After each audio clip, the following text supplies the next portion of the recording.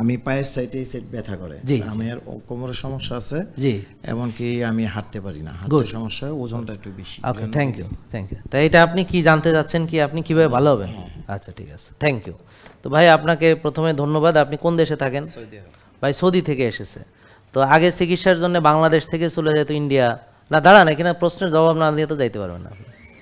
আপনি এখানে আসছেন, প্রশ্ন করছেন, এটা জবাব দিতে হবে তো এখানে। যেহেতু সবার সামনে প্রশ্ন করছে, সবার সামনেই জবাব দেবো।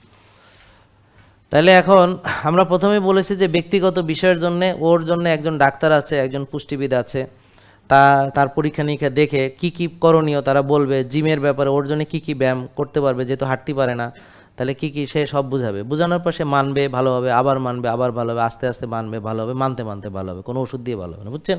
ওকে, তো এটা হলো উত্তর। আগে দেশের বাইরে আমরা যাইছি চিকিৎসার জন্য, তাই না? যাচ্ছি না? এখনও যাচ্ছি, অনেক বেশি রুগী যাচ্ছে আপনাদের ধারণার বাইরে। এখন মনে হয় যাইতে পারতেছে না। আচ্ছা যাই, সুযোগ পাইলে আবার দেখবেন মিছিলে মিছিলে যাইব। হ্যাঁ, এখন কম, একটু রেস্ট্রিক্টেড। তো এখন সুযোগ পাইলে অনেকে যাইতে পারতেছেন বলে আমার এখানে কিছু কিছু আসছে যে আচ্ছা যেহেতু যাইতে পারতেছি না তাহলে ওখানে যাই একটু ঘুরে আসি। তো এরকম আছে এখানে, আমি জানি, কিন্তু বলবে না সবার সামনে, লজ্জার ব্যাপার, বুঝতে পারছেন? এখানে আছে। তো এখন ইন্ডিয়া যাইতে পারলে চলে যেত, কিন্তু পারে নাই বলে এখন এখানে আসছে। আন্ডারস্টুড? হ্যাঁ, ওর ভিতরে চেহারা দেখলে বোঝা যাচ্ছে। আমি দাঁড়াও করাই দিতে পারি এখন, যাই হোক বাদ দেন। তা এখন আসেন, এই যে ওনার ক্ষেত্রে, এই যে উনি দেশের বাইরে থেকে এখানে আসছেন চিকিৎসার জন্য, ইন্ডিয়া থেকে অনেক লোক এখানে আসে চিকিৎসার জন্য। এখন আপনারা যে চিকিৎসার জন্য ইন্ডিয়া যাইতে চান, তো গেলে কি হবে? আপনি কি সুস্থ হয়ে আসবেন না ওষুধ কতগুলো নিয়ে আসবেন? তো তাহলে ওখানে গিয়ে কি আপনি ভালো হয়ে আসবেন, ওষুধ মুক্ত হয়ে আসবেন? তা 2 বস্তা ওষুধ এনে নিয়ে আসবেন, 2 বছরের ওষুধ নিয়ে আসবেন। তো তাইলে ওখানে কেন যাচ্ছেন? উন্নত চিকিৎসার জন্য। তা চিকিৎসার উন্নতি মানে কি? ওষুধের উন্নতি? এখন আপনারা ভাবতেছেন চিকিৎসার উন্নতি মানে ওষুধের উন্নতি। একজন ভালো ওষুধ দেবে, খায় ডায়াবেটিস ভালো কন্ট্রোল থাকবে।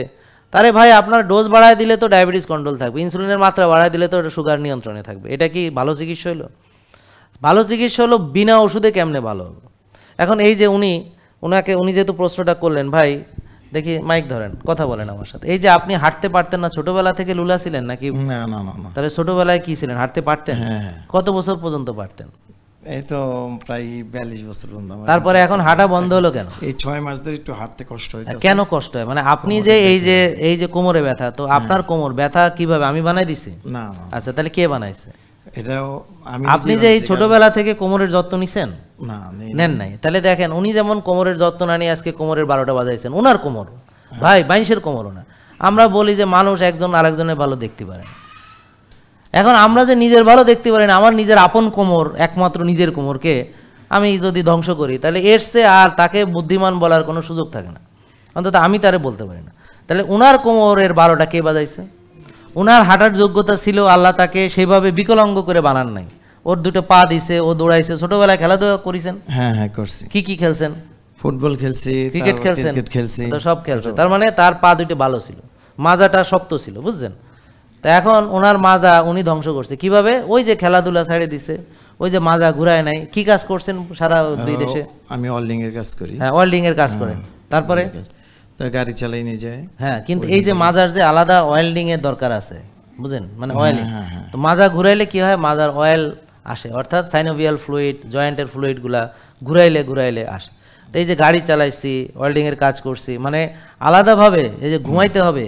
আর খাইছেন কি? সত্যি কথা কন ভাই। খাইছি বেশিরভাগ মুরগি, এই সমস্ত সৌদি আরবে বেশি খেপসা এগুলো আর কি বেশি খাওয়া হয়েছে। খেপসা তেল জাতীয় জিনিস, তারপর বুরিস্টট এগুলা আর কি খাওয়া বেশি। খেপসা। আর আরেকটা কথা বললেন না, ওই যে প্রতি খেপসার সাথে যে কোল্ড ড্রিঙ্কস, কি আপনার প্রিয় কোল্ড ড্রিঙ্কস এর নাম বলেন? আমার স্প্রাইট না, তাহলে কি? মেরিন্ডা।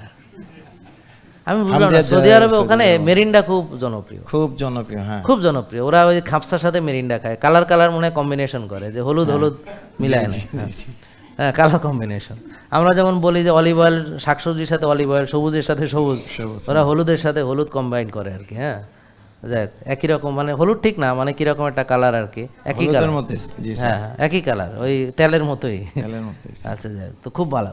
তো এখন দেখেন, উনি আজকে নিজের যে মাজা নিজেই উনি এটা করেছেন, করে এখন আমাদের কাছে এসেছেন, আমরা তার চিকিৎসা করে দিতাম। তাহলে আমি কিভাবে ওনার মাজার চিকিৎসা করব বলেন? এখন ওনার মাজা উনি ঘুরাবে, আমরা কিভাবে ঘুরাইতে হয় বলবো। তারপর কি কি খাদ্য ওনার জন্য ভালো সেটা বলে দিব। তারপরে ঘুম দরকার, আমি বলবো আপনার ঘুমাইতে হবে, না আমি তো ঘুমাইতে পারি না, আমি রাত্রে গাড়ি চালাই। তো ঠিক আছে তুই গাড়ি চালা, মর যাইয়া আমার কাছে আইসো। তা এখন তুমি দিনে চালাবা, রাত্রে চালাবা না, এখন কী করবে? একটা জায়গাতে স্যাক্রিফাইস করতে হবে, বুঝছো? নিজের মাজা রক্ষা করার জন্য ওর নিজের স্যাক্রিফাইস করতে হবে। আবার ব্যায়াম করার সময় নেই, তো টাকা 2টা কম কামাই, একটু মাজা ঘুরাও, ঠিক আছে না? তাহলে এইভাবে ও যখন আমাদের পরামর্শ মানবে, আস্তে আস্তে আশা করা যায় ইনশাল্লাহ এটা ঠিক হয়ে যাবে। বুঝতে পারছেন? তো এর জন্য স্পেসিফিক ডাক্তার, পুষ্টিবিদ ওনারা বসে ওনাকে শিখাবেন কীভাবে কী করতে। থ্যাংক ইউ ভাইয়া, থ্যাংকস ফর কামিং, যে আপনি এসেছেন। জি।